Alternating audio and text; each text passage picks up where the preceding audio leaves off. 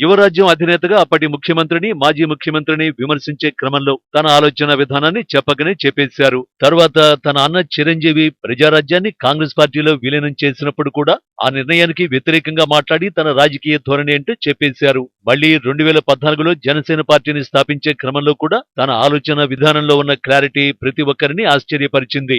ఎన్నికలకు కొన్ని నెలల ముందు పార్టీ పెట్టి గెలవడం కష్టమన్న నిజాన్ని ఒప్పుకుంటూనే అప్పటి పరిస్థితులను బట్టి టీడీపీ, బీజేపీ కూటమిలో చేరి వారి విజయంలో తన వంతు పాత్రను పోషించారు. ప్రశ్నించడానికే పార్టీ పెట్టాను, అది విపక్షమైన స్వపక్షమైన తప్పు చేస్తే ఖచ్చితంగా ప్రశ్నిస్తాను అని కొత్త సాంప్రదాయానికి తెరలేపారు. 5 ఏళ్ల తర్వాత పరిస్థితులు మారిపోయాయి. బీజేపీ, టీడీపీ కూటమి నుంచి బయటకొచ్చేసి కమ్యూనిస్టు పార్టీలతో కలిసి బీజేపీని ఓ మతతత్వ పార్టీ అని, టీడీపీని ఓ అవినీతి పార్టీ అని విమర్శిస్తూ ఎన్నికలకు వెళ్లారు. ఓవైపు వారిని విమర్శిస్తూనే వైసీపీని అధికారంలోకి రాకుండా అడ్డుకోవడమే తన ధ్యేయమని ప్రకటించారు. వైసీపీ ఎన్నటికీ అధికారంలోకి రాదు, అది నేను రాస్తున్న శాసనమని కూడా చెప్పుకొచ్చారు. తీరా చూస్తే 2019 ఎన్నికల ఫలితాలు షాక్ నిచ్చాయి. తాను స్వయంగా పోటీ చేసిన 2 చోట్ల ఓడిపోయేలా ఫలితాలు వెలువడమే కాదు, ఎవరు ఊహించని విధంగా వైఎస్ఆర్ కాంగ్రెస్ పార్టీకి 151 సీట్లొచ్చాయి.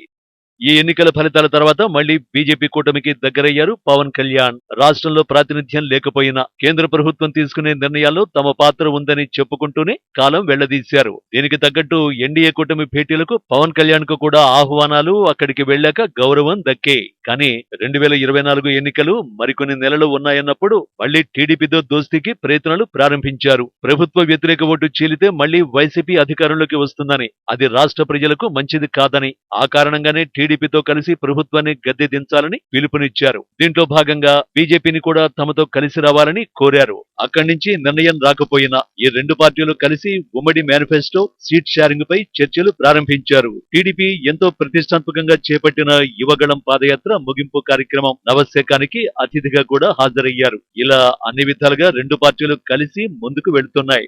ఈ క్రమంలో సీఎం సీటుకు తను కూడా అర్హుడినే అని, అవకాశం వస్తే ఎందుకు వదులుకుంటానన్న ప్రకటన కూడా చేశారే తప్ప తనను సీఎం అభ్యర్థిగా ప్రకటిస్తేనే పొత్తు గురించి ఆలోచిస్తాననే మాట చెప్పడం మర్చిపోయారు. దీంతో పవన్ కళ్యాణ్ ని ఉపయోగించుకుని టీడీపీ అధికారంలోకి రావాలని చూస్తోందన్న వైసీపీ మాటలకు బలం చేకూరుతోంది.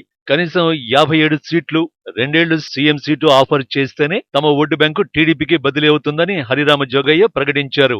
లేని పక్షంలో ఓటు ట్రాన్స్ఫర్ అవడం కష్టమని కూడా చెప్పుకొచ్చారు. వీటిపై ఓవైపు జనసేనలో చర్చ జరుగుతుండగానే నారా లోకేష్ చేసిన ప్రకటన అందరినీ గందరగోళంలోకి నెట్టేసింది. జన సైనికులను ఆలోచనలో పడేసింది.